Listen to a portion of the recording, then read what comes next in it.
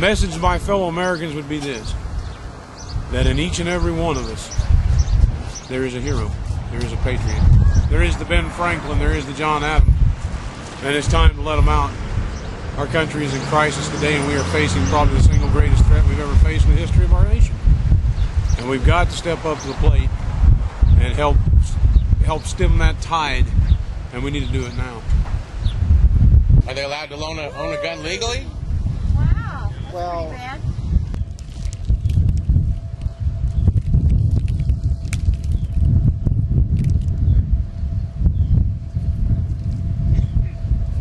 I'm down here doing my little part to help stop the invasion. Our government allowed the invasion by not securing the border. They allowed the occupation by not securing the employment. And now they tell us to roll over and surrender. My senator and my president both say that, and I disagree totally. We build a human barrier, and I think we patrol that barrier, and then we end birthright citizenship, and then we sanction employers. We do all those things. And I've got a bill that I've introduced, and it's got a good bunch of codes. That argument only applies to one part of it. And Jack, what made you want to build a fence down here? We've been trying for 10 years to get some help from the government somehow to keep this fence in repair, the border fence. It gets torn down constantly, and we just got to a point where we can't keep repairing it. So we've been working on this, trying to get somebody to do it. And then all of a sudden the Minutemen come along and say, we want to build a fence. So that's something, a gift out of heaven. And through the years, you've seen a lot of trouble down here, right? We have a lot of traffic. I'll tell you that. At one time, a conservative estimate probably was 300 a day. Wow. Illegals. And then in 1 month, and this has been a while, but probably a couple of years ago, in 1 month, what do we have? 30 drive-thrus, something like that. Just a constant traffic and constant ripping up our fences. And still haven't recovered as far as all of our cross fences on the ranch, but we've had a lot of it. And what could you say to the Minutemen for putting this up on your property? So how do you mean? Well, I mean, are you happy the Minutemen are here? Oh, yes. Yes, we are. The Minutemen, in my opinion, the Minutemen are one of the main reasons that things finally got to the legislature. The publicity that was generated by the Minutemen has put the pressure, it's made the American people realize what's going on. I'm your next governor. Nice to meet you. Nice to meet you. Thanks, Jack. I very much appreciate it. Thank you. You're welcome. Have a great day. We need to work on securing the borders first, and then we can come back after the election and talk about documented worker programs. If the Senate continues to go against the will of the people will stand up in one voice and explain to the senators who have voted for this bad action that they no longer need to be in office. And I do not look forward to that day, because I think it hurts the Republican Party, and I think it hurts the United States of America and the citizens. One of the biggest, crimes that affects many families in America is identity theft. Illegal immigration is one of the main causes of identity theft. When these illegal immigrants use a false social security number, they know that they will never get back the withholding tax that they pay. Your employer withholds a certain amount of tax, and then if you overpay, they give it back to you. A lot of you have come across the country to be here with us this weekend, and we really, really, truly appreciate it.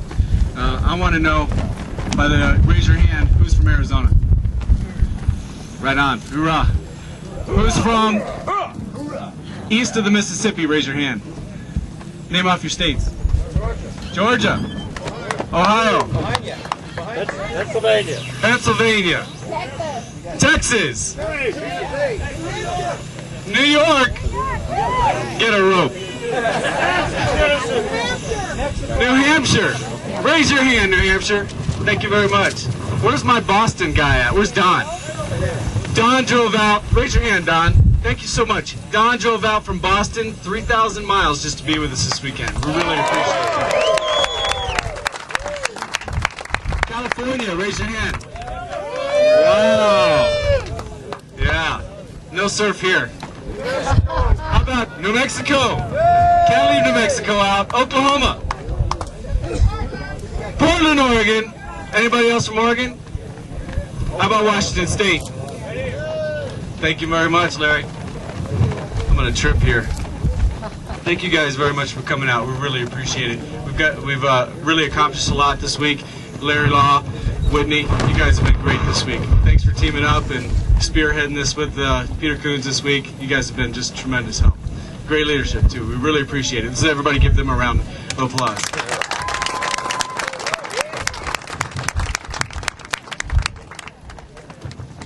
I'd like everybody to join me in the Pledge of Allegiance. If you would, remove your covers. That's a hat, man. I pledge allegiance to the flag of the United States of America and justice for all. Amen. All right. Where's Simcox? Front center.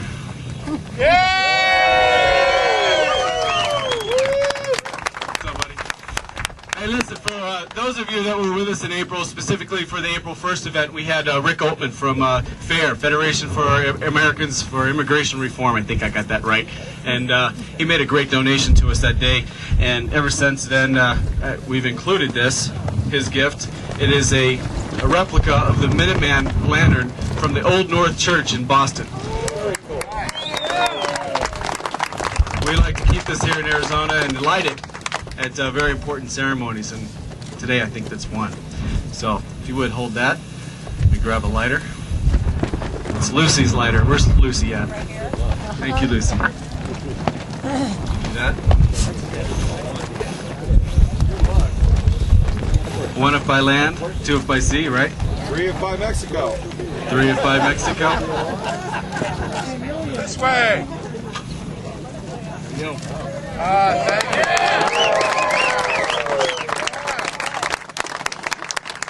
Does anybody not know Chris? Chris who? Who's Chris? Doesn't he work down? He couldn't get a job there. He's legal. All right. Thank you all very much for coming out. If you guys need any help, have any questions this weekend while you're here, by the way, we are standing post tonight. Who's standing post? Raise your hand. Right on. No, really, raise your hand. Come on. All right. 5 to midnight. That's the shift tonight. I'm sorry? Yes, ma'am. We said Texas. Well, I know, but, you know, somebody said Texas back there. I was born in Texas. I wouldn't let Texas go. Yeah. All right. But thank you all very much for coming out. 2 shifts tomorrow, 8 to 5, 5 to midnight.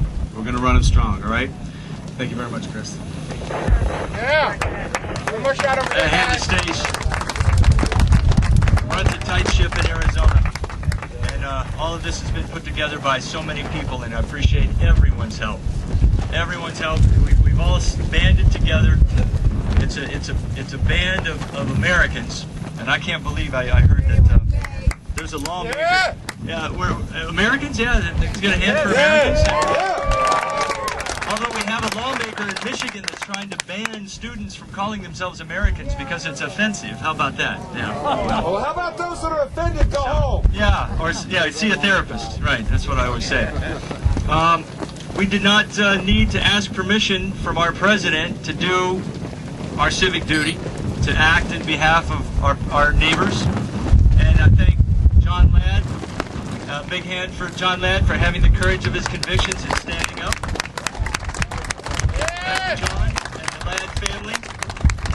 They've been begging and pleading for help from the federal government for years, and a couple of years ago, I have to say, this location is very sentimental to many of us who started this Border Watch operation on this exact location, on this road, on this, and helping the lads out over 4.5 years ago. So it's very symbolic that we come back to where we began leading this nation and demanding that our federal government do its job. Yes. And we appreciate that. It's been a long 4.5 years.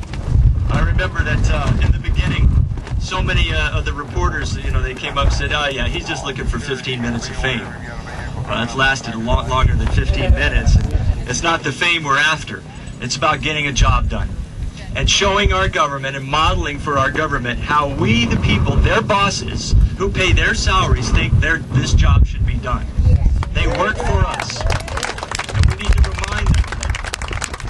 Today we're reminding our elected officials again that we do not agree with them. We will not accept them rewarding illegal behavior first. We will not accept their dereliction of duty. Until they act, we're going to act for ourselves and help protect our neighbors and our fellow Americans. And that's why we're here. This is a momentous day in history where we are not only helping each other, but we're hoping to really redirect this federal government back to working for us, back to where they should be, public servants, not elitists who think they know better than we do. Now these cowboy hats, I don't think cowboys really wore them. I don't know how they kept them on.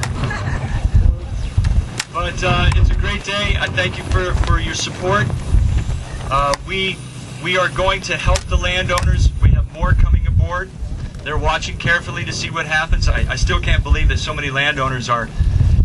They're seemingly more fearful of what the federal government's response is going to be to them protecting the pursuit of life, liberty, and the pursuit of happiness in their private property. I think they fear the reprisals from the federal government and from people like the Cochise County supervisors, specifically Pat Call and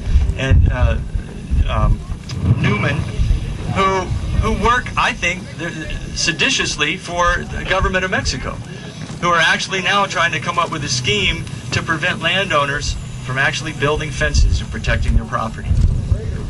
And yeah, traitor, that's a good word for them, certainly. And hopefully the people of Cochise County will have enough from these two clowns and will remove them from office. But, and as we should do with every elected official who refuses to enforce the laws of this nation. And refuse, yeah, well, we know, you mean lettuce head. We should send him to Yuma to pick lettuce. Probably pays more than being a senator, from what he offered. But it's a great day. The signs say it all. Our message to the President and to the Senate: we don't agree at all with your plan. We do agree with the House, and we all need to get on the phone and contact our congressman. We want the House to hold the line, draw that line in the sand and hold that line. The first thing we want is we want the confidence that this federal government can do its job and secure the border. Secure the border, we might trust you again. Right now, they've lost a lot of trust. We've lost a lot of trust in them. So contact your congressman, contact congressmen, go down the list and contact them all and say, hold the line, secure the border. We need 40,000 National Guard personnel. Don't let anyone tell you we don't have them or we can't afford them.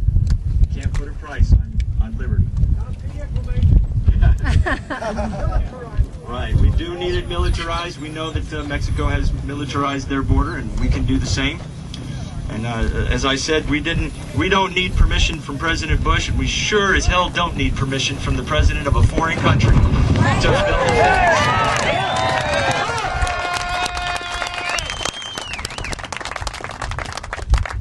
Somebody asked me that on a radio interview yesterday. What are you going to do when Vicente Fox tells you that you can't build the fence? I said, I'm going to big fat middle finger on both hands. That would be my message. Good for you, Chris. I don't usually go that way, but sometimes you just have to put and I said, how's that for international diplomacy? That's what we need. So again, there's so many people that need to speak. I speak enough. I just want to say that I wouldn't be here today.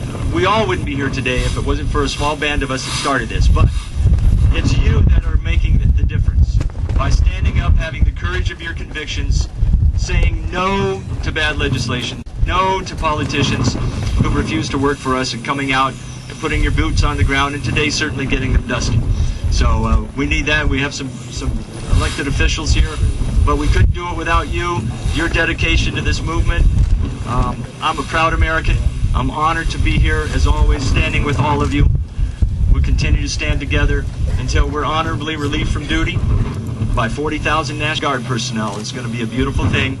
And a reporter asked me, what are you going to do when you run out of money? And, you know, then we'll stop building the fence, or, you know, wherever the money runs out, that's where it ends. And we more than welcome the federal government picking up where we left off and completing the project with our tax dollars. So, thank you again. I'm honored. I'm humbled to be here, and thank you for your support. And we have the next person. Who's next? Somebody that wants to give something. Oh, Colin. Everybody know Colin Hanna? We need a fence.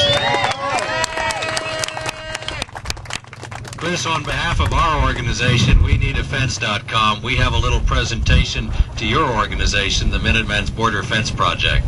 You were talking a little bit ago about how important it was to keep the donation level up so that the money flow continues and that this great project can move forward. Well, we've got a little something for you here. Let me unroll this. Why don't you take that end of it? I'll bring it back out here. There's a check for $2,500.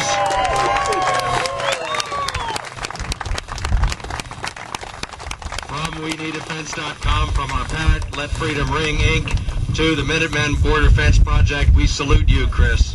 Thank you. We are in the company of patriots today. Bless you. Now, I've also got the check in a form that's a little easier to send to the bank than that. Here's the real check. All right. Thanks. Thanks, Colin. I've known Colin for quite a while now. We've met each other and talked around the country, and we certainly, you represent, and the other thing I want to say is that for every one of you, you represent thousands of people that are behind us. The support is overwhelming. The support continues to come in, and I think Americans are responding to true leadership, and that leadership is with each and every one of you. So thank you for that. We're not done yet. We're not done yet.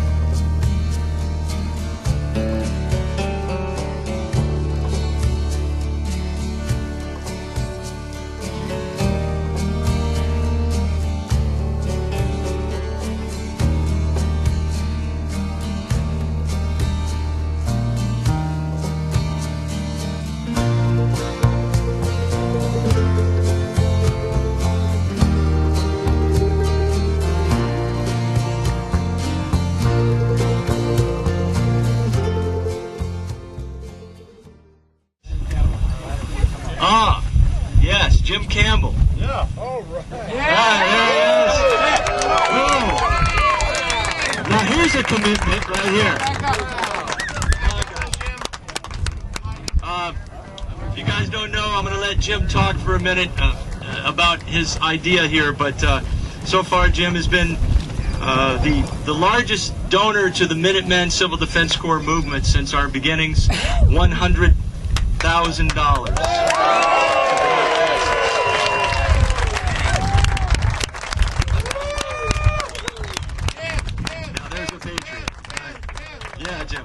I'm going to let Jim talk. Jim, thank you so much for this. It's going to build a lot of fencing and really help out the Ladd family and others. And Jim's going to talk to you about his motivation here. Yeah. Thank you, sir. Good, Chris. Thank you. Good. Just talk right into it. There you go. Well, folks, I embezzled the money from my children's education fund and from my business, so it has to be back in Tuesday morning. Seriously. Lots of baby boomers out here, war babies, whatever else. One phrase we all have in common is called retirement nest egg. Retirement nest egg. Hopefully you've got equity in your house, and you could potentially borrow against it like I did. I just got a HELOC on mine, interest only for 10 years. My payments are about $700 and some odd a month. But it buys 600 feet of fence at $150 a running foot. So you know, if some of you don't have that much to equity in your house or aren't motivated to borrow that much, $50,000 will get you a football field at $375 a month. The interest is tax deductible, and of course the contribution is. And even for $25,000, that's a semi-load of steel, folks, out of California. That's not an insignificant amount of a donation. That's 40,000 pounds of steel. And that's only about $167 a month. So you can either go ahead and donate $167 a month each month, or just go ahead and get it over with, put in the $25,000. We're very concerned about the steel from the standpoint of the delay that we've got to have, that we're going to have, as far as getting on our calendar with the one rolling mill out of East Los Angeles. Right now, if we get our money together in advance, paid in advance, they've got it scheduled for right around the 1st of July, and they'll start bending, bending the tubular steel for us, and then it would go into delivered into Tucson, where it had to be fabricated. The outfit that I've talked to down there would put the bend in it hydraulically with a hydraulic bender, and maybe we could get some steel out. Now there is some steel, it's some 4-inch steel in Phoenix. Maybe if that's what we use, we can get 13,000 foot down here this next week or so, and keep you guys going with 2,000, 2,500 poles that you can put in, waiting for for the stuff to show up.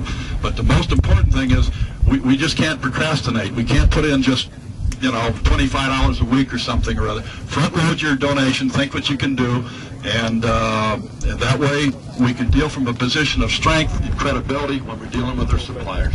Thank you much, folks.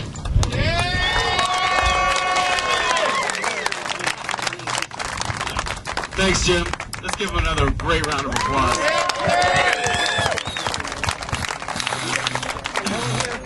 I'd like to get here. This is all I have. I'll give you $500. Thank you very much, sir. Thank you. We really appreciate it. Hand it out, Chris. Hand it out. I need lunch money.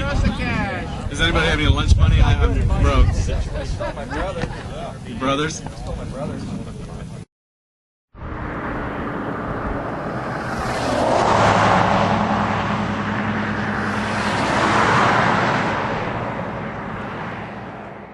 As of today at about, let's see, what time is it? It's about 2 o'clock. It's about 24 hours after the beginning of the 103 fire. We have approximately 2,000 acres involved. It's a slope and wind and fuels-driven fire. As of 11 a.m. today, 2 air tankers were grounded because of the turbulence. That's my new home since I retired, and I joined the Minuteman just because I wanted to be part of the neighborhood watch for a whole nation.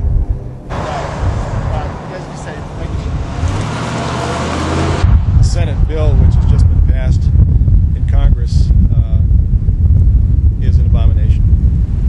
It's a total cave-in, and for us to have to go to another country and give our sovereignty away so that we can build a fence to protect our nation from being invaded is a clear and present danger that every elected congressman voted for this bill ought to be removed. They are very, very close to treason, if not treasonous.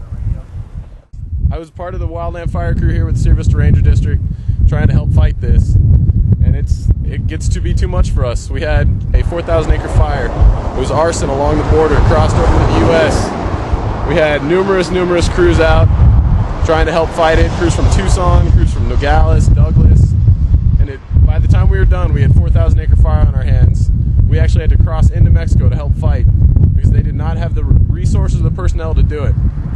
So, as you can see, it has become a major problem down here, and we'll do all that we can to help fight it, but we need everyone's help to try to stop this.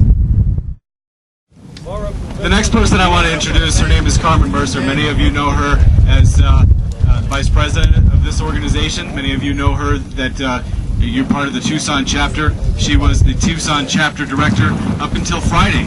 She has resigned so she can take over as a national director and concentrated on her national responsibilities. And her replacement, Lance Altier, who I'd love to introduce you to, but he's out working security behind us. So some of you know him. He's been out with us this weekend. His family is here, and we'd really like to welcome Lance as the Tucson chapter director. So let's give Lance a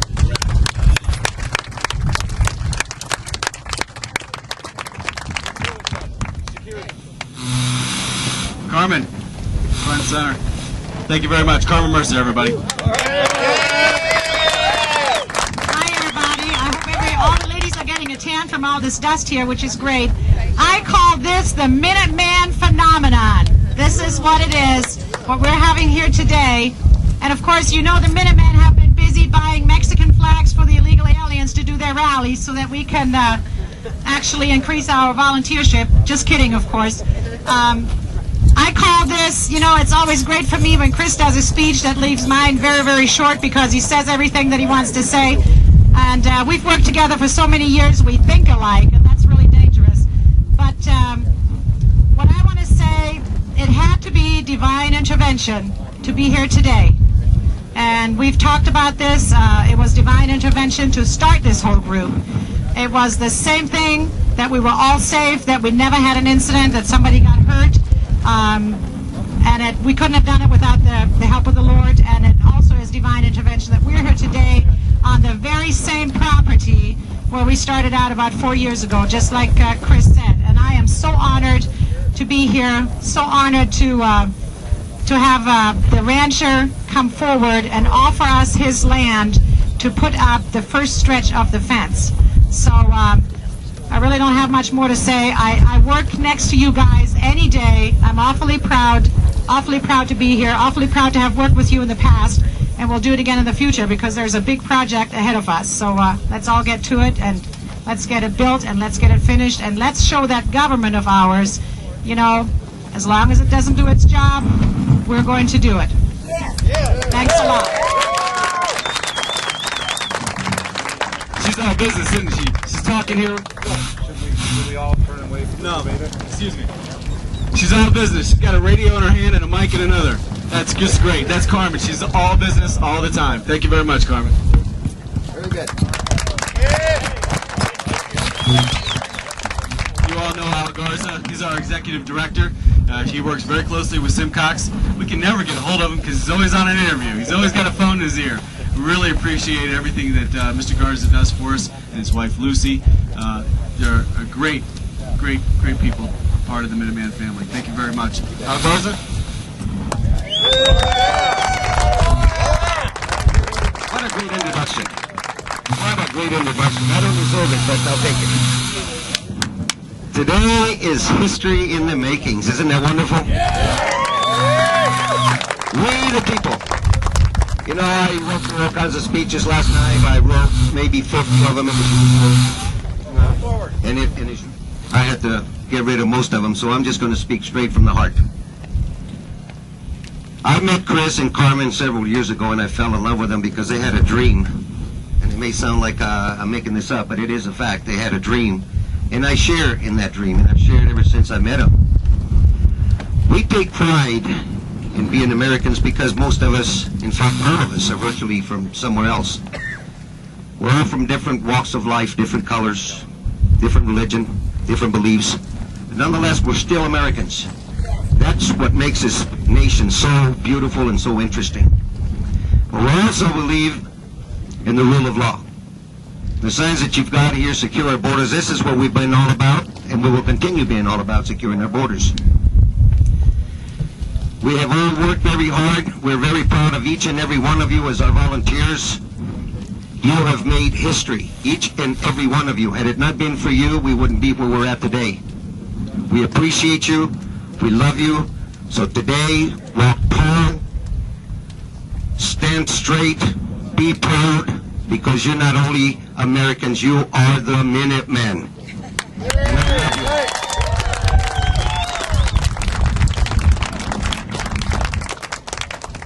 In closing, I can say this much more. As we mark history today, you have left your mark. You have definitely left your mark. And I am proud of each and every one of you. And I am very thankful that you called me your friend. I love you. God bless America, and thank you.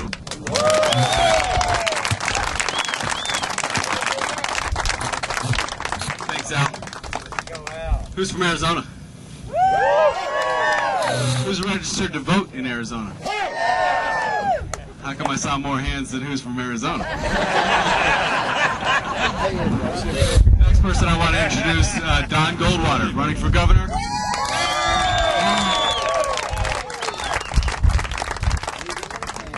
And a Minuteman. God bless you all for being here today. You are doing the job that the federal government refuses to do. The Senate passed a bill in the last couple of days, and I want to talk about a couple of the issues on the bill. First off, they said they would give you a path to citizenship if you had a clean background record. Well, good Lord, the minute they cross the border illegally, they're in violation of 3 misdemeanors and 2 felonies, including ID fraud and forged papers. What a bunch of crock. Then they want to sit down and they want to tell us that we have to ask the governor or the president of Mexico if we can have the authority to defend our borders. What the heck are these guys smoking back in D.C.? I have a message for Congress. Read my lips. No more amnesty.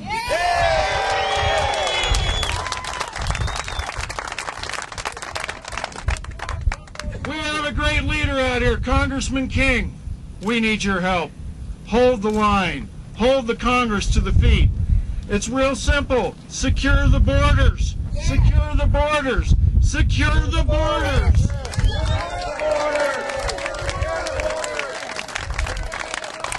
As the next governor of Arizona, and mind you, I will be the next governor of Arizona.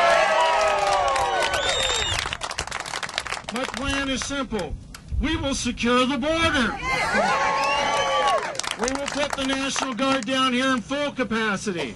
Not to be administrative help, not to turn wrenches, but we will put them down here in full capacity to march along the borders, to help the Arizona Minutemen, to help the Yuma Patriots, the Arizona Rangers, and the Immigration and Customs Enforcement Agency, and we will arrest illegal aliens coming across the border.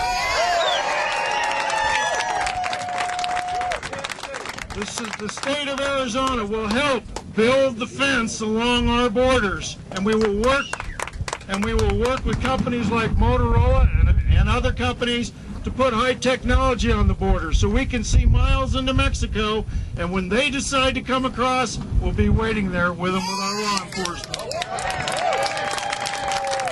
We will go into our cities and towns and remind them that 1644 8 USC 1644 states that no local law, ordinance, or law shall inhibit local law enforcement from enforcing immigration laws. And if those cities and towns don't wish to do that, then the state of Arizona will not give them your taxpayer money to fund their cities until they come into compliance.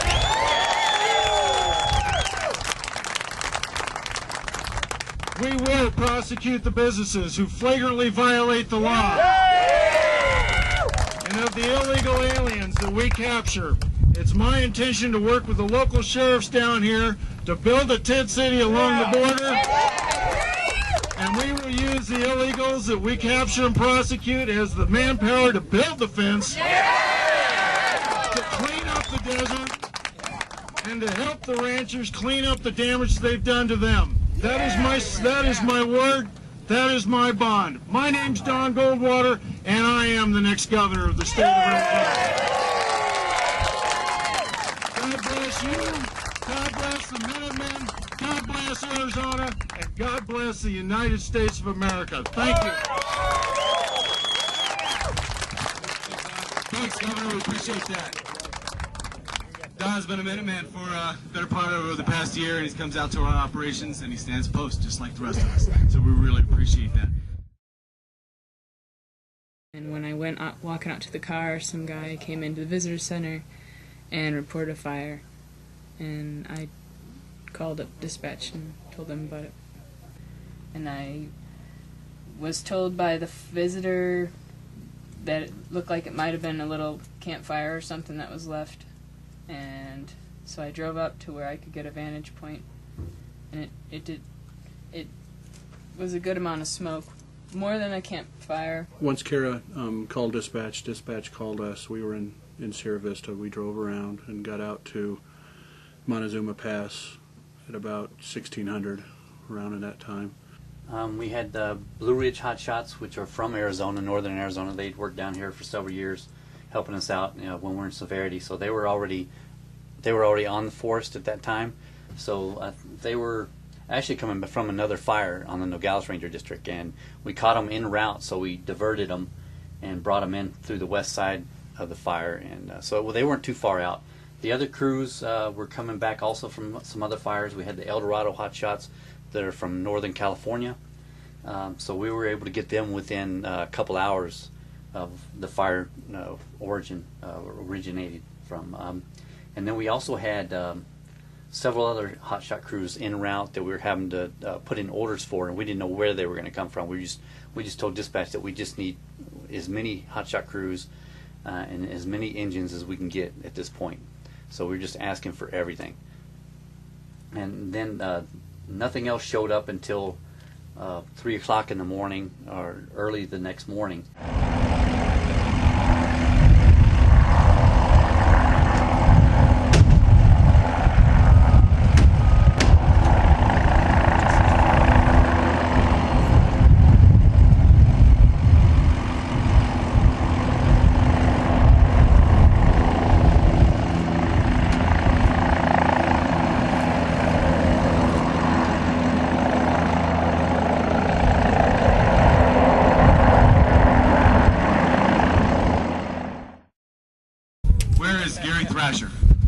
Is he out here? Can somebody get him? Mr. Thrasher is a veterinarian, and I'd like for him to speak to you all about some of the cattle problems, the health problems that these ranchers have, and the threat, disease, and that type of thing that comes across from the southern border and how that affects these ranchers. So everybody welcome Gary Thrasher.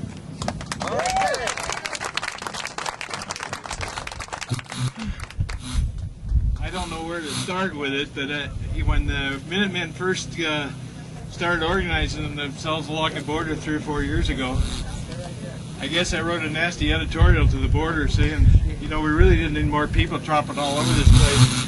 But if you got to come, bring a fence post driver with a fence post and about a mile of wire, because we really needed a livestock fence here. Part of the problem all the way along the border, and I work both sides of the border from here all the way to Presidio, Texas, at ranches all the way along, is that we have no way of providing any herd health management to any of the cattle here, because there's such a mix of cattle all the way along the border. At the border crossings where they legally cross cattle and bring almost 1.25 million cattle into the United States from Mexico to go into the feedlots, they go through a very complicated testing procedure, examination procedure, dipping procedures to prevent any kind of problem. But then in between the ports, just like the people, they're wandering back and forth, and from this point, some of them can go almost 50 miles north, mixing with everything. We don't have any catastrophic diseases right now in Sonora, thank God, because Sonora is pretty well advanced. But when you're talking about brucellosis and tuberculosis control, Chihuahua still hasn't got theirs under control, and the border in New Mexico and Texas has a constant problem trying to eradicate a disease in the United States that we've been working on for almost 80 years. So there are problems all the way along the border, and to compound it, right now we have a very serious problem all over the world that's related to foot and mouth disease, or hoof and mouth disease, whatever you want to call it. Right now the most active outbreaks, of course, are in South America, Brazil, that area. That disease would virtually destroy our cattle herd in the United States because we've been protected from it since the 1920s. As a result, we have no background immunities, no protection, no resistance to those type of things, and it can be brought in very easily. When that happens, the USDA puts out programs they go to all along about exotic and foreign animal diseases, and they tell you how to prevent all those diseases and problems from happening, how to contain them when it does happen, called biosecurity programs, and they paint the picture of what do you do first? First off, prevent commingling with your neighbor's livestock. Well, We got commingling 50 miles back and forth by the thousands every day along the border. It's an impossible thing to do. The second thing you're supposed to do is make sure you know every vehicle and person that goes on and off your farm or ranch. You know, another ridiculous idea in this area. So it's not just the law enforcement agencies that are derelict in their duty, and it's actually many other agencies, including the USDA's Animal Plant Health Inspection Service, that until 1980 actually had border fence riders that rode all the way along the fence here, patched little holes, helped keep the control and get them back out of here before they migrated into our herds where we had more problems. Ironically, I also work on the other side of the line, and at the same time as you drove in here from the border, you might have seen a double fence on the other side.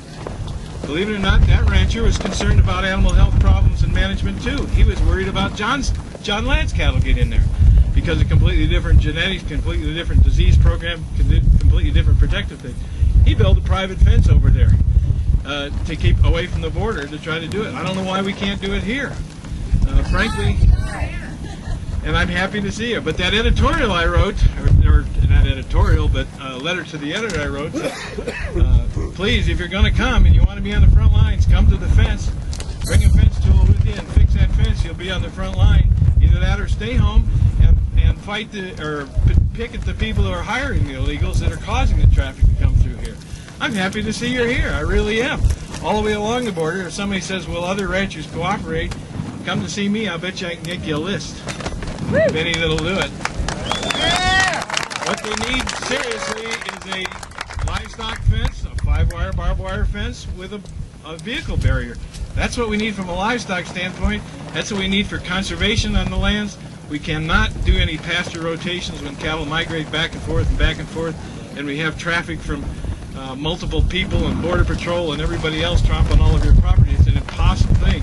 What that ends up doing then is this lovely open land that you see here. When the ranchers have to go out, there's nothing else they can do but sell the small amount of deeded land they got in their ranch, and then it goes to little small outfits and houses all over the place. The open land that we see and love, and I love so much, around here will be gone, and it'll be caused by negligence on the part of the U.S. government. I'm so happy to see that you're here, that you're doing the work that our government refuses to do.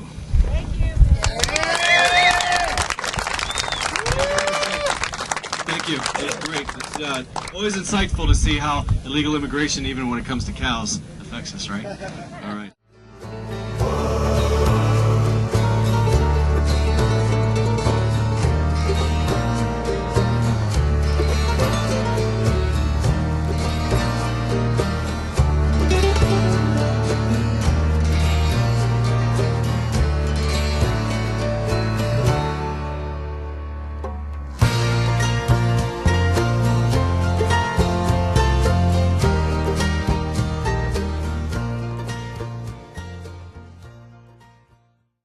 The next gentleman I want to introduce.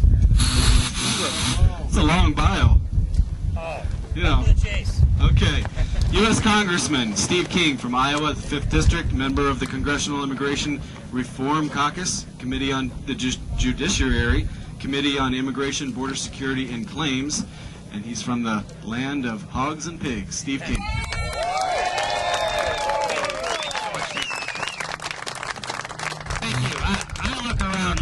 It does my heart good.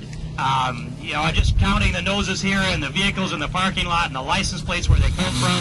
I see the Arizona flag, I see the Texas flag, I see the Old Glory flying on nearly every fence post, a Marine flag over here. I mean, this is what America is made of, and this is what America is about, is solving our own problems. And, you know, we used to always, the government be the last resort instead of the first solution. Well, you people here are providing the first solution to this issue. And I also look out, and I want to tell you, I am from Iowa, and we do raise a lot of corn there. We know a little about hogs there. We don't know much about pork in government, but we know a little about hogs. And also, it's the land of the Field of Dreams. And, of course, many of you have seen the movie The Field of Dreams. It was filmed over in eastern Iowa. But I love this theme that's here today. We said into the Field of Dreams, if you build it, they will come. But you turn that around exactly the way it needs to be. If we build it, they won't come. Now I'm going to give you a sense of what we're up against here. And, you know, you weren't making a philosophical argument based upon the Constitution and the rule of law and patriotism and American traditional values and the sovereignty of a nation. If you can't be a nation if you don't have borders, and you can't call it a border if you don't defend the border. That's our argument here today. We're up against people that have a whole other interest. And they aren't interested in a philosophical argument about our Constitution and the rule of law. They won't agree that they're undermining the sovereignty of the United States of America because they have a vested interest. And we have a political spectrum that goes from the left to the right. And I'll go over on the right side where I am, and I'll talk about some of those people over there, and I'll impugn some of my colleagues. There's a libertarian attitude, an economic elitist attitude, that somehow, because they figured out during the dot-com revolution that they could, with a click of a mouse, transfer capital anywhere around the world. And you know their next level of frustration then is how do you transfer cheap labor around the world? And that's what they're after, and they've made a lot of money doing that. And if you just do the math, for example, on a typical packing plant, what wages were 20 years ago versus what they are today, it's sometimes a daily savings of $250,000 a day to the owners because this thing that we know about supply and demand. And labor is a commodity, like cattle or hogs or oats or hay or gold or oil. And the value of it's established in the marketplace by supply and demand. And when you flood a labor market, the wages go down. The new ruling class in America, the elitists that have made a lot of money off of cheap, illegal labor, know that. They've lined their pockets. And they've gotten to such an elitist ruling class attitude that they think they have a right to hire cheap labor to manicure their nails and their lawns and take care of their mansions and trim their bushes and clean their swimming pools. And that's all their attitude sitting there because they're up here and they've got theirs. And they want to keep theirs at a discount. And they don't care what happens to the middle class of America. The strength of the heart of this country has been a broad, ever more prosperous middle class where you can go to work and punch a time clock and buy a modest home, pay for it over a career, and raise your family, and give them an opportunity and a good education to go out and succeed and follow the American dream and do better than you did in your generation. That's the American dream, the middle class American dream, which is being squeezed now by the new ruling class, the elitists, and their servant class that they're creating with cheap illegal labor. And they don't care what happens to the rest of this, the I've got mine, and you can worry about how you're going to get yours attitude. That's the politics of this. That's the attitude of it on the elitist side. The other side, those people that are for massive amounts of people coming across our border, they'd like to have them vote because it gives them political power. But you know, they don't have to have them vote to get that political power. All they have to do is count the bodies in the census. So to give you an example, in my congressional district, if I'm going to get reelected next November, and there's no guarantee of that, that's up to the constituents of the 5th District of Iowa, but it's going to take 120,000 votes for me to get reelected. For example, Maxine Waters in California will get approximately 25,000 votes, and she will be reelected to the United States House of Representatives. And that's because they count the illegals in the census. And if you've got a couple 100,000 illegals in your district, that's a third of your population, with about 600,000 people in a congressional district. So the illegals are represented in Congress today by at least 10 congressional seats, which shifts the balance of politics, and in fact we may be able to hold the line a lot better if we had those seats over on an enforcement-first philosophy, which I stand for. Now, we need to amend the Constitution in order to count United States citizens for the purposes of redistricting, as opposed to just counting warm bodies that happen to be there at the time.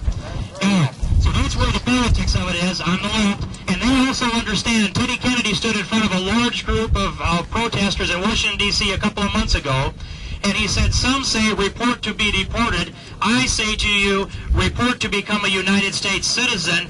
That was his clarion call to create a monolithic voting bloc that would be forever beholden to people like Teddy Kennedy for their citizenship in this country. And he was there in 1986 for the amnesty policy, and he's there today advocating an amnesty policy. We passed enforcement first and enforcement only in the House of Representatives.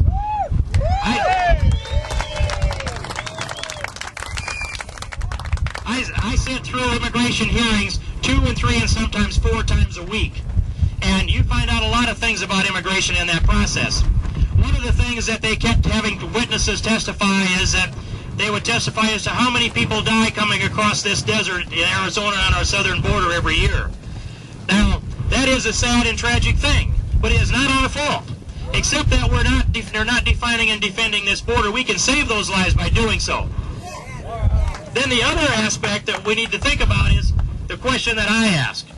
Well, of those that made it across the desert, how many American citizens die at their hands? Deputy sheriffs get killed. And it's happened to law enforcement officers in every major city in America, as well as the deputy sheriff who's been killed.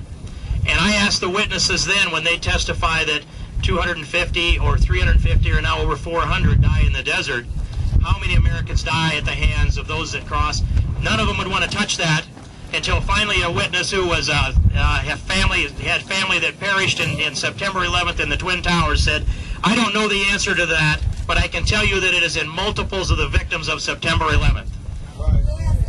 And so I commissioned a GAO study. It took a year to get it. It came back not quite apples to apples, but out of that I had to extrapolate some numbers. So I'm qualifying here for you. And it works out to be this.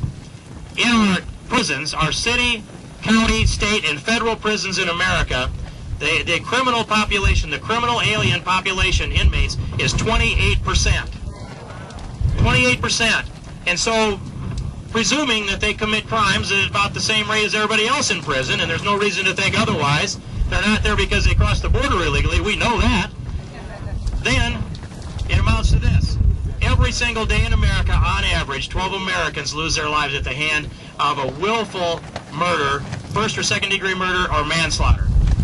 On average, every day, 13 Americans lose their lives to negligent homicide, usually victims of drunk drivers who are without a license and without insurance. But that comes to an average of 25 a day, more than 28,000 since September 11th. And that's an astonishing number. It is a slow-motion Holocaust that we propose to slow down here today by erecting this barrier.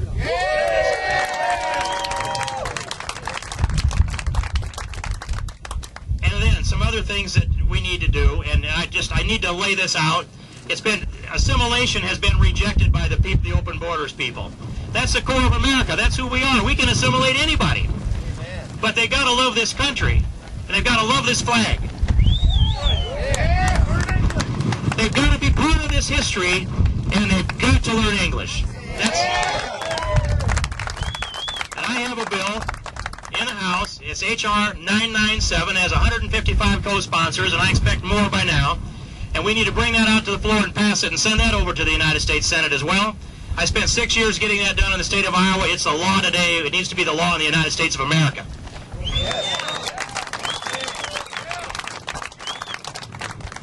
And so, now the politics. We understand the money on the right, the politics, the political power on the left. We've passed enforcement only out of the House. We stand on that line, and a majority of the members of the Republican Party, at least, stand on enforcement.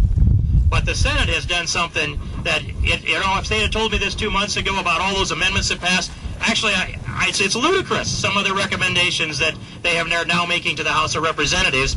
I call it, I said that those who vote for an amnesty bill will be branded with the scarlet letter A for amnesty, and they'll be paid for that price in November in the ballot box.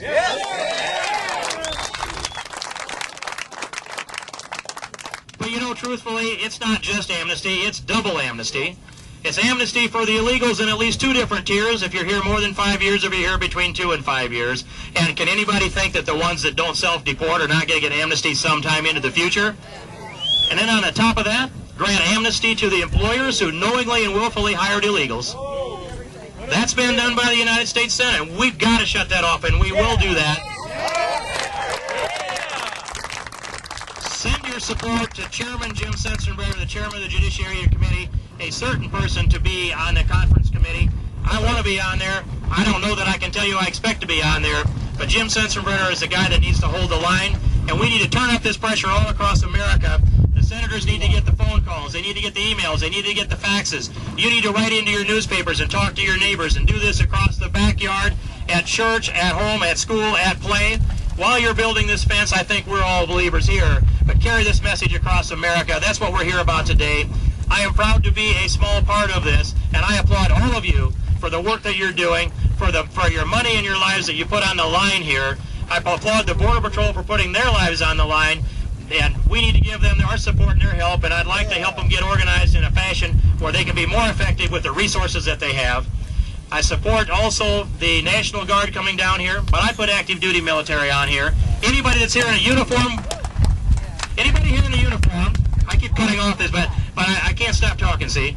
I have an uncle with a t-shirt that says help, I can't stop talking, but I'm going to stop in a minute. Anybody here in a uniform that's wearing a bulletproof vest and a helmet ought to be armed, and they ought to have ammunition.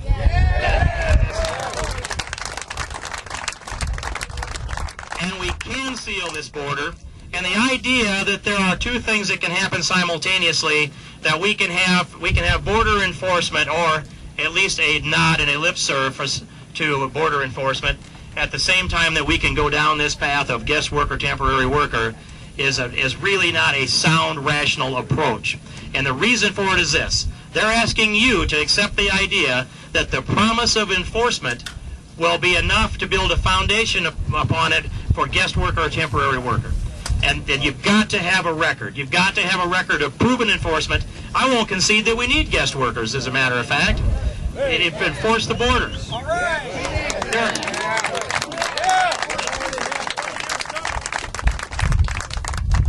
There are between 6.3 and 7 million illegal workers in this country, according to the people that do the studies. I think it's more, but that's their number. So say 7 million, give them the high number. There are 7.5 million people that are on the unemployment lines today requiring them not to work. And there are another 5.3 million people that have exhausted their unemployment benefits, and they're looking for a job, they say, so they're not working. Then, between the ages of 16 and 19, there are 9.3 million Americans that are not in the workforce, even on a part-time basis. You know, and they can now make $50 an hour picking lettuce for John McCain. I think that's a good thing.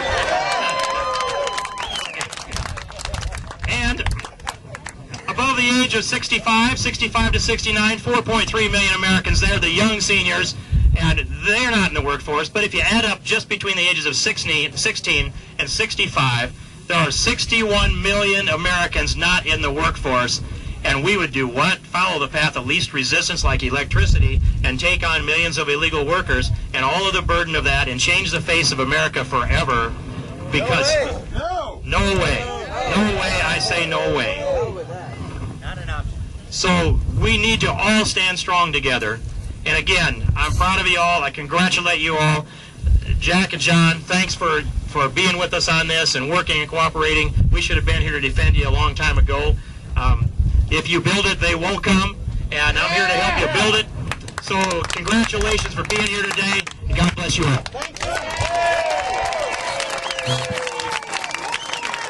Thank you, Steve. Congressman King, thank you so much.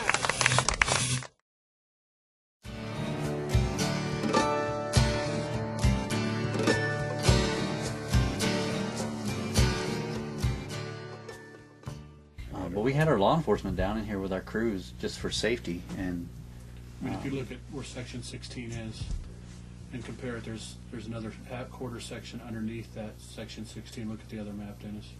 So it's a good distance away. Find copper, and it's right below it. So you right have here. another quarter section There's under yeah. it. Right.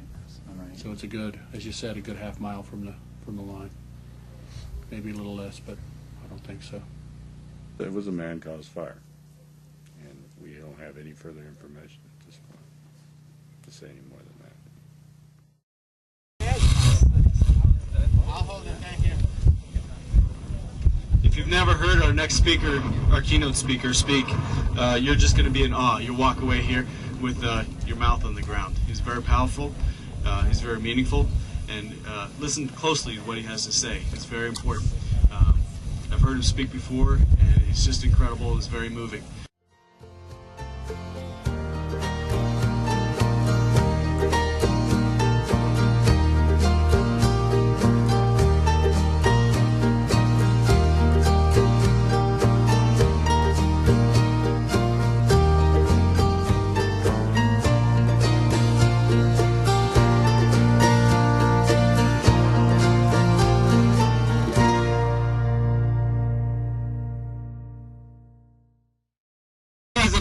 Is what I think is the greatest crisis of our institution in its history across the board.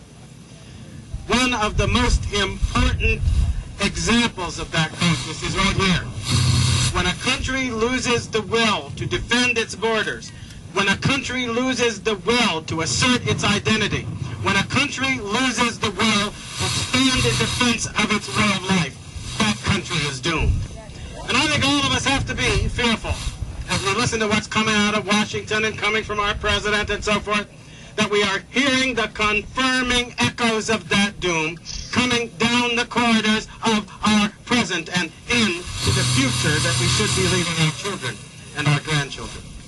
Now, I'm here to tell you right now that however we may sometimes feel discouraged, however we may sometimes think that there is no hope, you need to remember that when we pray to God for blessing, you have come forward to be the answer. You have come forward to be the defender.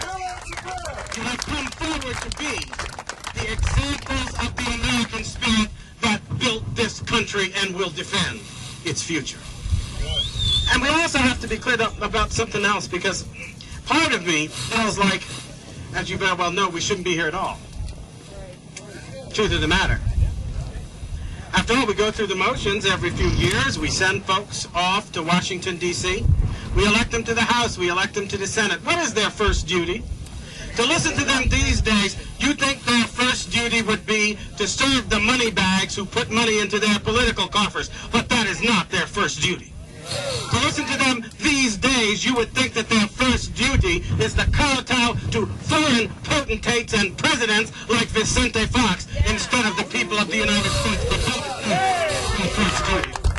To listen to them talk today, you would think their first duty was to respond to the needs and wishes of all those folks throughout the world who wish that they were in America. But that's not their first duty. The oath that they swear, every single one of them, is to uphold and defend the Constitution of the United States. And that Constitution is not the work of foreign governments. It's not the work of foreign people. It is the work of the people of the United States. It is to us that they owe their allegiance. But let's get to our obvious conclusion. If, as the president himself said, and I don't care, did other folks in this country realize how breathtaking it was for the President of the United States, well into the 6th year of his terms of office, to look the American people in the eye, and as if it were a great, a fantastic, a wonderful revelation that he had just discovered, to tell us that we do not have control of our border. Now this is very good, don't you think? This is like the fellow who is hired to guard your property telling you that you don't have any security. And I'm thinking to myself, well, Mr. President, you've been at work for 6 years now. I'd like to know what you've been doing with all that time. To tell us now that he's going to get to work, he's going to do the job that he should have been doing all along. And what's even more appalling is that after September 11th, you would have thought it would have been fairly clear. They tell us we've got to secure our ports of entry. They tell us we've got to secure the airports. They tell us we have to seriously examine everybody who's coming through into the country. And meanwhile, they have left the southern border of the United States wide open to every individual who is willing, under the cover of darkness and deceit, to come into this country. And they'll acknowledge hundreds of folks coming across every day. And we're supposed to believe that in the midst of all those people, there are just wonderfully innocent, hopeful immigrants coming across to seek a better life.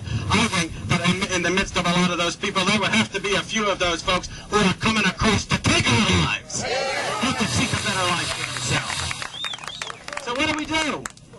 Well, what we are told we ought to do, given the Senate's bill, is we ought to deal with the problem of all of the illegal folks who come in, the things that they need in order to regularize their life. And then maybe somewhere down the road, a little piecemeal here and there, they'll deal with the security of our border. And that shows you where their allegiance lies. And it doesn't lie with the people of this country. Because if they took that allegiance seriously, there would only be one priority for the President, for the Senate, for the House, as they have thankfully shown us. And that priority is clear. Security first, security now, security before anything else will be considered.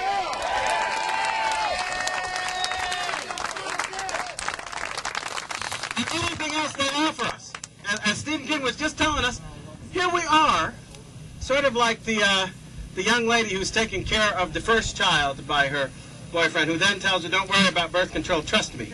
Okay? Well, we're taking care of and having to deal with the problem of millions of people who have come into this country as a result of the dereliction of duty of these political elites. And they wish us to accept what they told us in 86 and 94 and every time we turned around. Trust us, trust us, trust us. I think we need to send them a good, clear, strong message. We don't trust you anymore. And I will say it right. I'm a Republican. I do my best to be a loyal Republican. But it's about time that we look G.W. Bush in the eye and tell him we don't trust you either. Not now. What we need in order to restore our trust is not your promises, not your talk, not your 614 pages of legislation you don't intend to enforce. What we need now, and the only thing that we will accept, is results that finally get this border back under the control of the American people.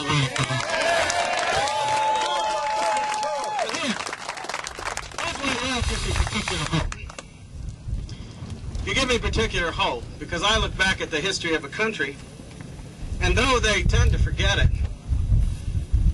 America wasn't built by the government. The government was built by the people. We do remember that, don't we? Yes. Before it extended its reach, people had to reach out. They had to explore. They had to clear. They had to build. Sometimes they had to fight and struggle and give their lives. We stand on ground that was not first claimed by the American government. It was first claimed by the courage, the ingenuity, the perseverance of the American people. And if it was claimed in the first place, so it must be defended now. And that's why you're here. You're here to remind folks who think that every time an American steps forward to take an initiative now, they should be told, wait for the government to act, wait for the government handout, wait for the government research, wait for the government to do. We have never waited on the government before, and we're not going to start now.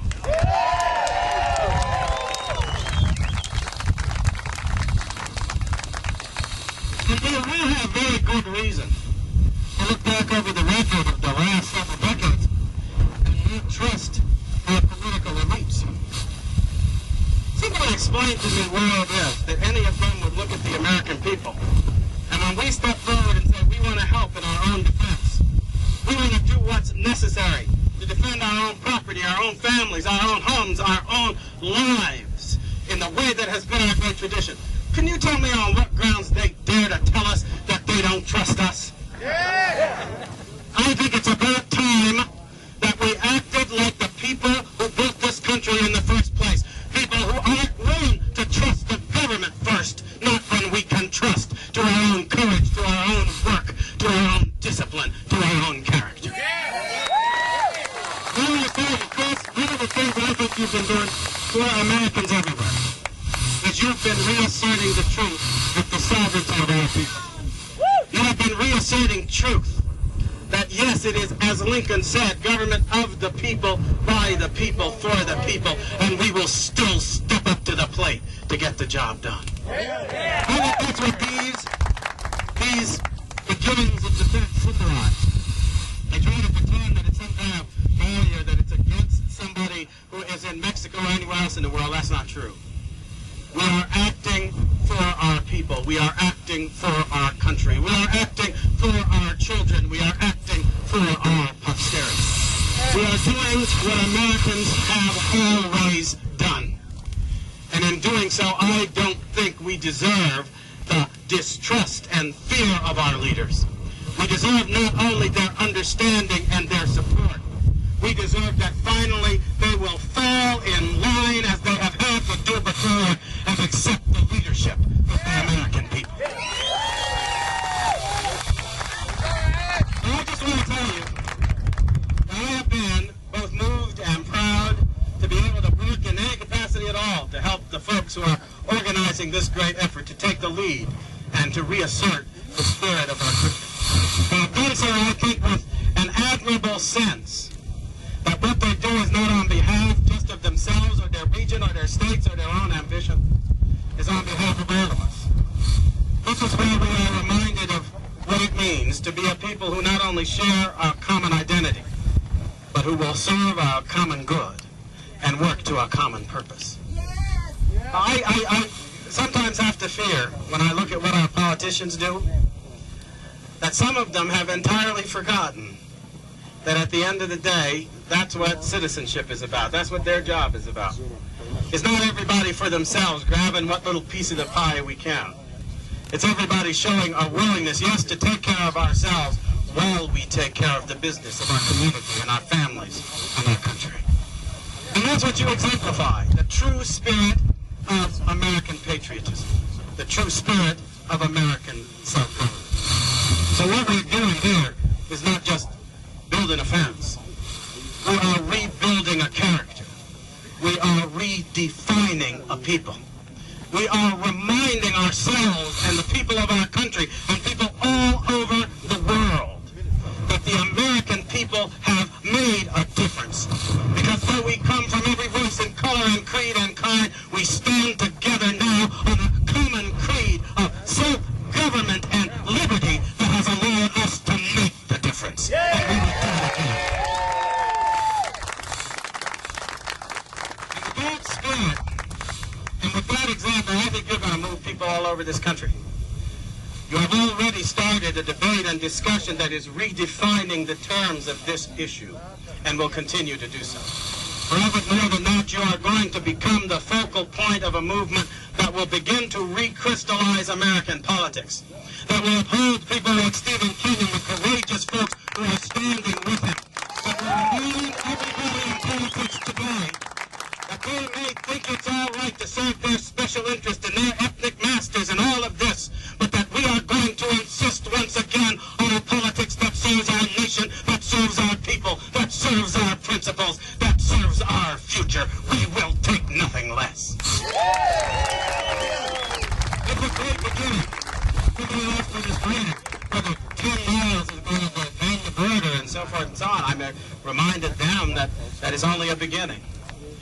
But Aristotle said, with some wisdom, I think, that the beginning is more than half the whole. And what he meant by that, I think, is quite clearly demonstrated here. Before you can finish the job, you must have the whole commitment of mind and heart and faith that will get the job done. With your courage over the last several years, you have shown that holy commitment.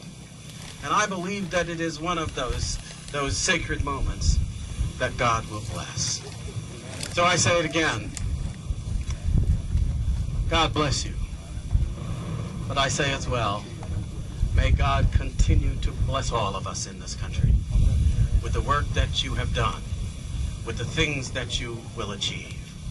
I don't know what you're getting at the moment, but I'm sure of this.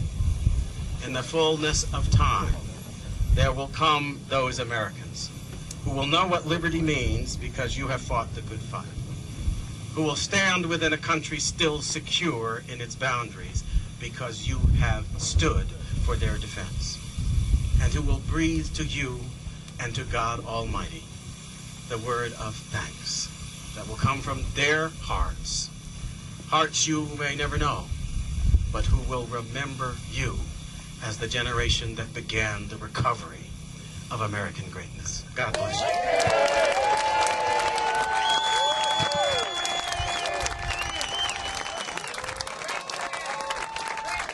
I told you. Didn't I tell you? Make sure you give him a big kiss and a hug before you leave today, all right? Thank you very much, Alan. We really appreciate it. All right. Who wants to build a fence? No, really. Who wants to build a fence? All right. Behind me. If everybody can, if you're willing to participate today, go ahead and make your way down here and get your hands dirty. Thank you very much for coming out. I really appreciate it.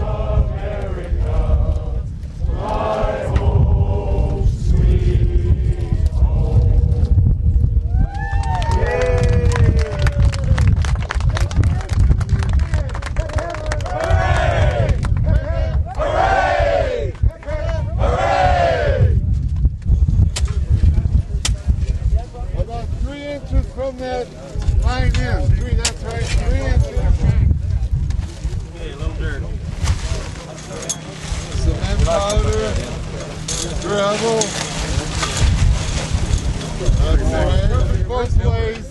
It's good. We'll fill her up.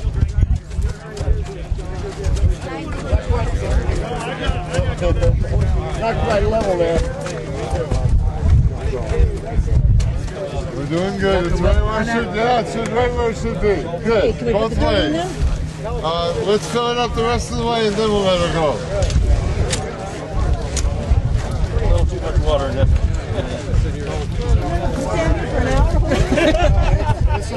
Yeah, we'll tell you when that's dry. Okay, yeah, we'll let you know. Oh, we got it. Where'd you get that at? How are we doing this way, Whitney? Right on it. Okay, coming. That's good. That should stay. You can probably let it go. It'll stay. It'll stay. Here's a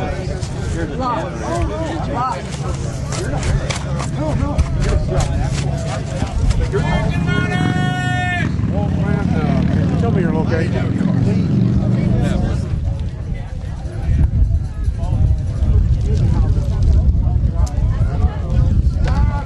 That's enough of these rich kids giving away our citizenship and benefits like it was so much monopoly money.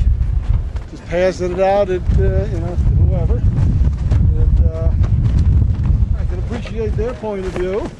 It doesn't affect them like the Senate. You know, the Ted Kennedys and the Army inspectors and the John McCains. These people aren't working people. And the House represents the working people in this country. And I think we're going to see some modifications to the bill. The Minutemen are going to do a good job.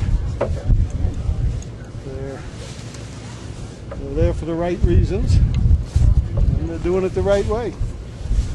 I feel badly for the poor people that are trying to come across. Oh, I'm sorry. I feel badly for the poor people that are trying to come across, but we have a system. We have a method. We have rules, and everybody has to follow them. I'd like to have as many people in here as we possibly can get, but there's a line.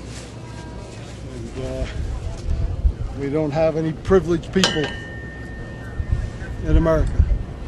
So that's basically what it's all about. Car coming through.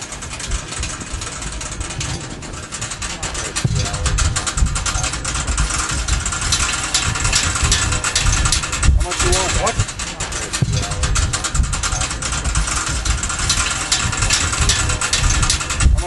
What? Comes all the way off of a swinging leg. Turn back here.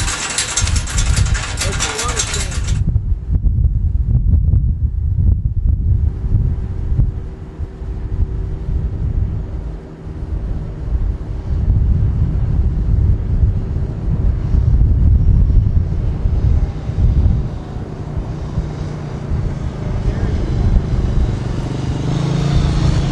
We do operations over in New Mexico and come over to assist Arizona, and we get people from all over the country to help us in New Mexico too. So it's a big brotherhood and sisterhood nationally, actually. I was amazed. I didn't know what it was going to be in terms of media response, and I was really astounded how many media outlets and people were here. One of the real ironies today was watching 4 or 5 reporters and photographers who were covering this story about illegal immigration, who walked into Mexico through a hole in the fence to interview some Mexican folks from the Grupo Beta, which is an agency that helps essentially helps, assists illegal Mexican aliens get into the United States by providing them assistance. Anyway, they wanted to interview him, so what'd they do? They just walked through the hole in the fence, and people were telling them, "You just broke the law. You can't do that. You can't go into Mexico and come back into the United States anytime you want through a hole in the fence. That's what this is all about." And they said, "Well, we're above the law. We're above that." No, you're not. And neither are all those people sneaking across. So it was a very ironic moment in today's proceedings.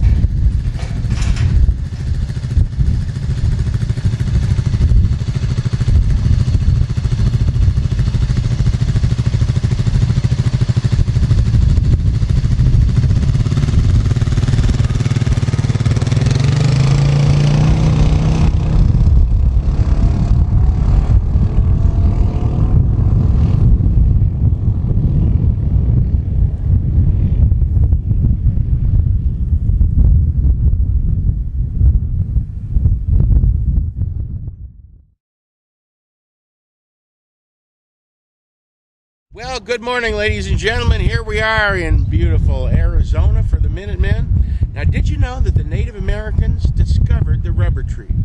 And the fruit of the rubber tree, the rubber band. Now, as you can tell, the fingertips prevent the rubber bands from leaving. But when you pull on them, they heat up. They expand on the molecular level. Then you relax them, contract them, and blow. They cool off. They go back to their original shape. Through this miracle of expansion and contraction, these rubber bands will pass right through each other just like that. Now, I know you didn't see that at home. I'll show it to you one more time. Uno mas. The fingertips prevent the rubber bands from leaving, but watch the middle. I'll tell you how this works. This works because heat expands and cold contracts. And that's why days are longer in summer and shorter in winter. Just like that. Thanks, folks. Support the Minuteman, if you will.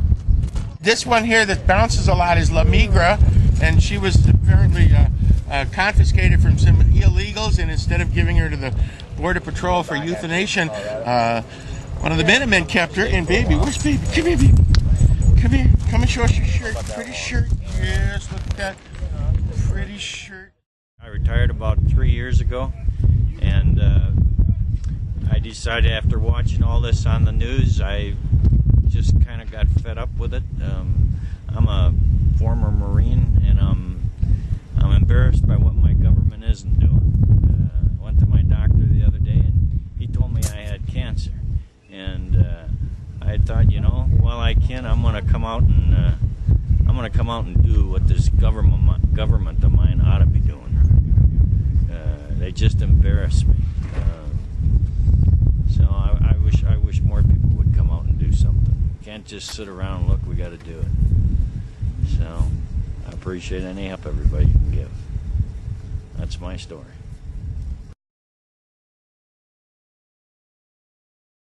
The fence has been relatively undisturbed, and I don't think that we've had a problem other than the first week it was up. They cut it pretty severely.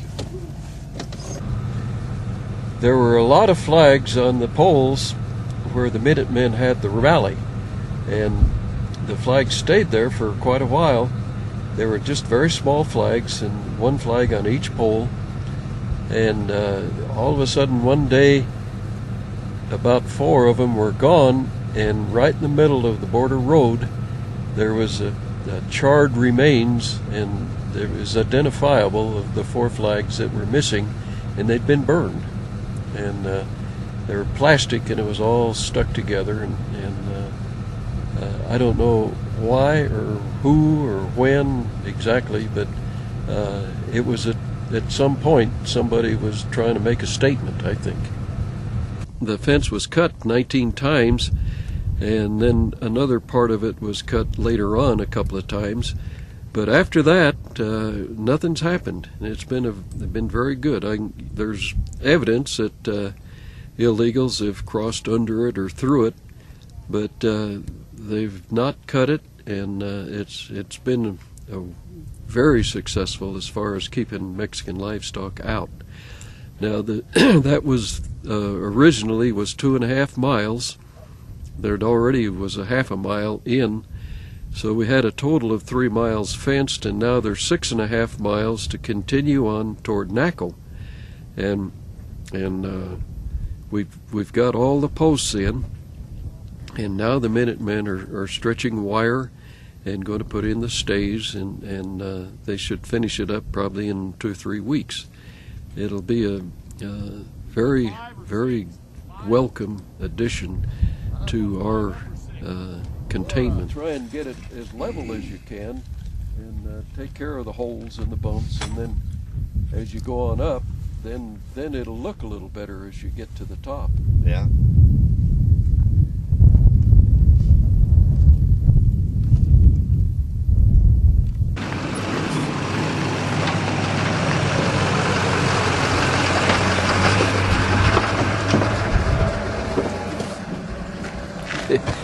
He was acting very professional, and he wasn't very friendly, but I'm not sure they're attuned to the Minutemen. You'll see Border Patrol vehicles coming by here probably 2 or 3 times a shift, and maybe more, just depending on if they have any reported activity going on. But this is kind of back toward the end of the line for them, and they don't come through a whole lot. I'm not sure what they do at night. I'm just talking about during the daytime. And the activity is really picks up at nighttime. When early evening, there'll be late afternoon. The taxis will be bringing them out from Naco, and then early evening they'll probably cross. And most of the crossing right now is either down by the river or closer to Naco. There's not a whole lot going on right here.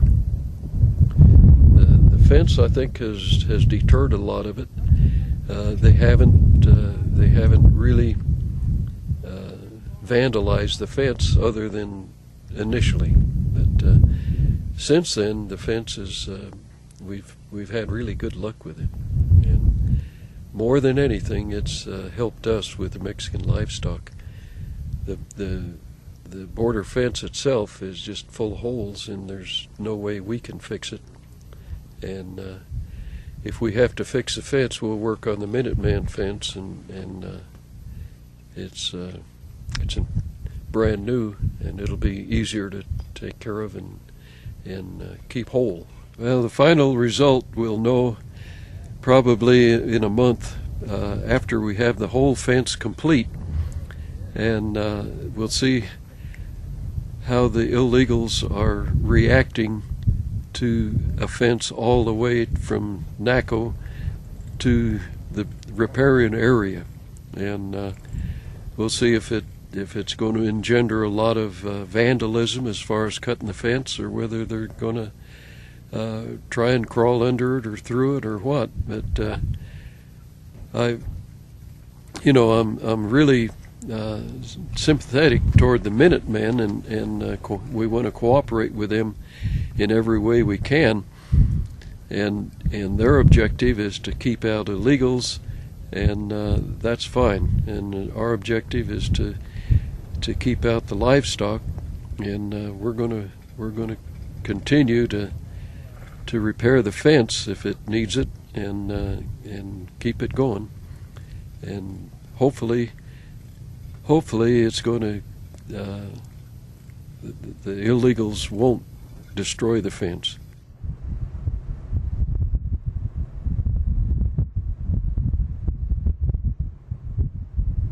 Okay, since we talked about this last January, the Minuteman fence has still been very effective, and we're very pleased with it, and there's been relatively little damage done to it. There's been a big increase in the number of illegals coming through, but they're either sliding under it or going through it, but they have not cut it, and for that we're very grateful.